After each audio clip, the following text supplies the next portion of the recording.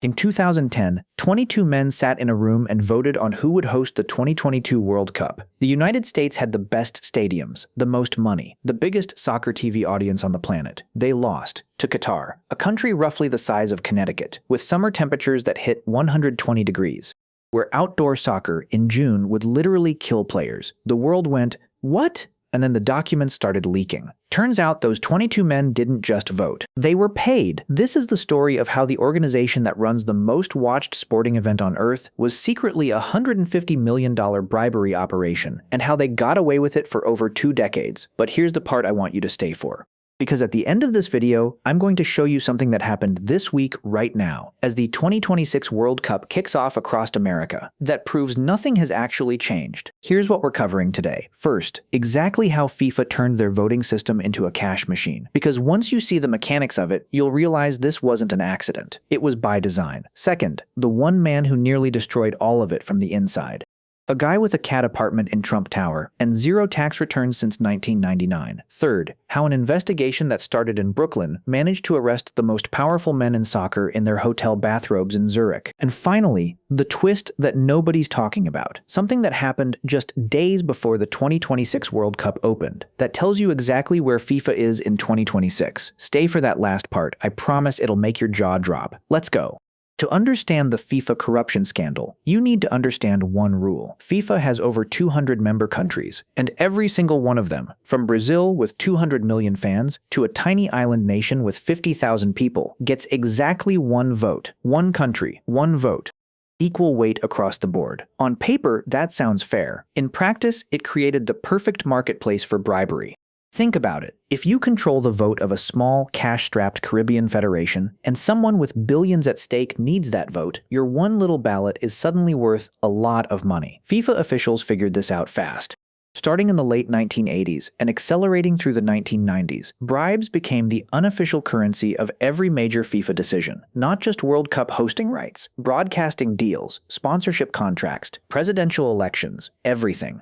The FBI would later describe it as rampant, systemic, and deep-rooted corruption, their words, that had been running for over 20 years. And the clearest, most outrageous example of it all was December 2010, the day 22 men decided where the 2022 World Cup would go. The United States bid was by almost every technical measure the strongest on the table. Existing NFL stadiums that could be converted immediately, the largest soccer television audience in the world.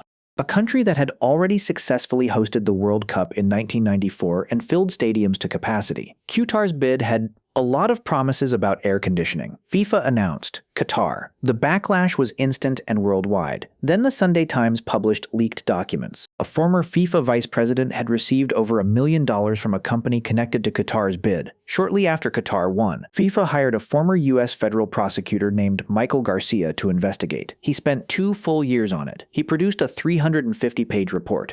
FIFA released a 42-page summary and concluded, "Nothing to see here." Garcia was so furious at how his report had been distorted that he publicly resigned and called FIFA's summary erroneous. The World Cup stayed in Qatar to make it physically possible. Because outdoor soccer in Qatari summer heat would send players to the hospital, FIFA had to move the entire tournament to November and December. For the first time in the 92-year history of the World Cup, nobody reran the vote. Nobody stripped Qatar of anything. But here's what was happening behind the scenes while FIFA was busy calling itself cleared. The FBI had already been building their case for 4 years, and the man who handed them the keys to the whole operation, he was someone nobody saw coming. Meet Chuck Blazer. Blazer was American, big guy, white beard that made him look like a corrupt Santa Claus, and by his own admission, he wasn't even really a soccer guy, he was a salesman.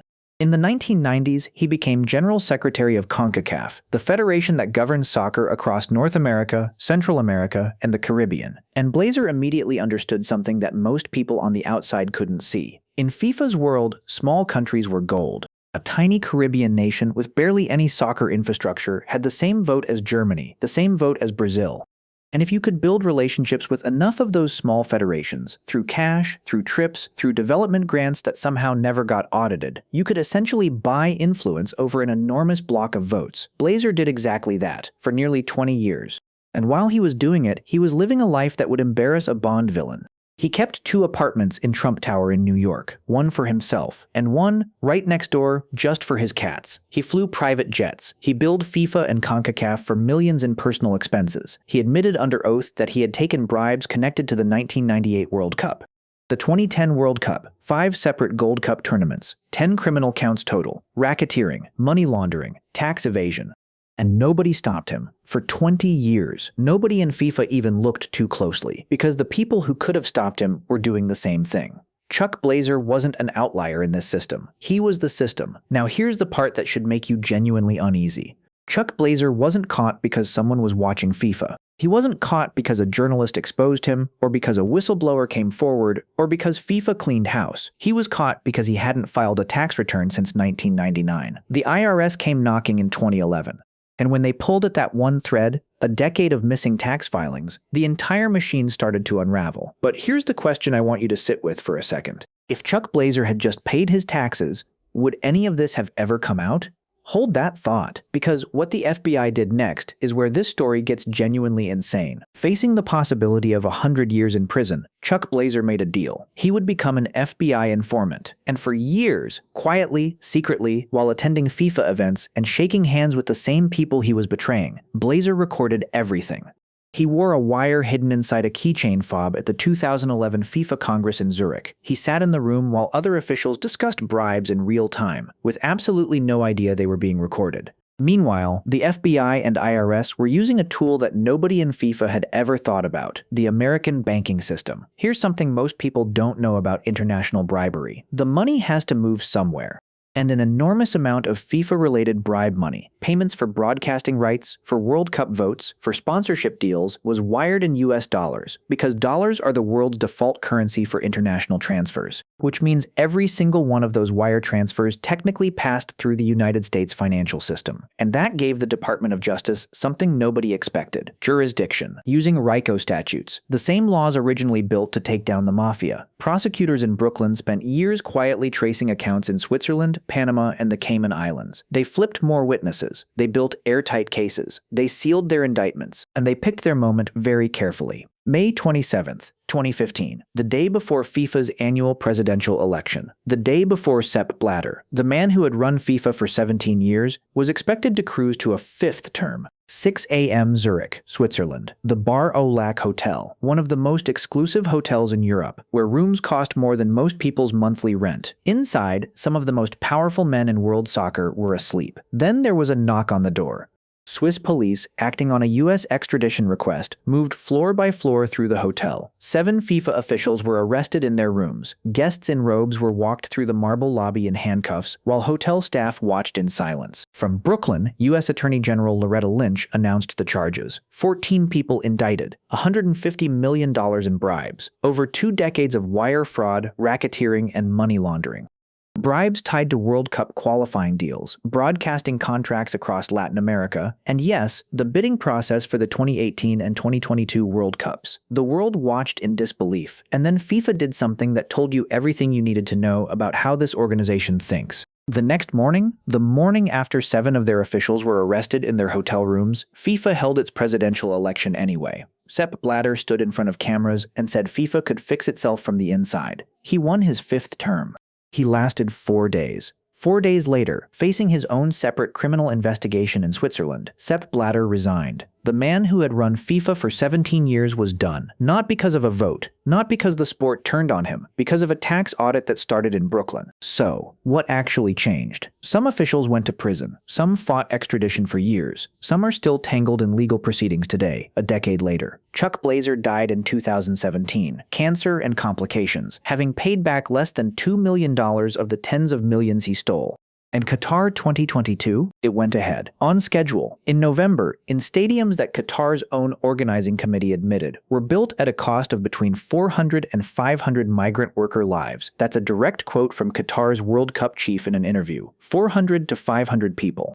Nobody stripped Qatar of the tournament. Nobody reran the vote. Even the former FIFA president who ran the whole corrupt system, Sepp Blatter himself, later admitted publicly that the choice of Qatar was a mistake. He said that after he was gone, after he had nothing left to lose. Now, here's the part I promised you at the start. The part that's happening right now. The 2026 World Cup, the biggest World Cup in history. 48 teams, 104 games, spread across the United States, Mexico, and Canada, opened this month. FIFA's current president is Gianni Infantino. He took over after Blatter resigned in 2015, promising reform, promising transparency, promising a bulletproof bidding process. 3 days before the 2026 World Cup kicked off, Infantino was hit with a criminal complaint in French courts, filed by Michel Platini, the former UEFA president who was banned from soccer in 2015 over corruption allegations. Platini's complaint alleges that Infantino and other FIFA officials conspired to block him from ever running for FIFA president. The current FIFA president, named in a criminal complaint, 3 days before the World Cup starts. And FIFA's response? They told reporters to stay tuned and kept the tournament running. Because that's what FIFA does. The one country, one vote system that Chuck Blazer exploited for 2 decades? Still there. Independent financial oversight of FIFA's accounts? Still doesn't exist. The basic structural problems that made $150 million in bribes possible? Still there. The raid was real, the arrests were real, the convictions were real, but the house that corruption built, they just changed a few of the people inside it. And the wildest detail of this entire story, the one that I keep coming back to, isn't the cat apartment. It isn't the $150 million. It isn't even Qatar. It's this. The morning after 7 of their officials were arrested in handcuffs in a luxury hotel in Zurich, FIFA held a presidential election. Not a crisis meeting, not an emergency session to address the charges. A presidential election. That is an organization that has never, for a single day in its history, believed the rules applied to it. And right now, today, the 2026 World Cup is happening. Same FIFA, same structure, new faces. And somewhere in the background, the money is moving. Drop a comment. Did you know about the Infantino criminal complaint that dropped right before the 2026 World Cup? Because somehow that detail is getting zero attention while the games are on.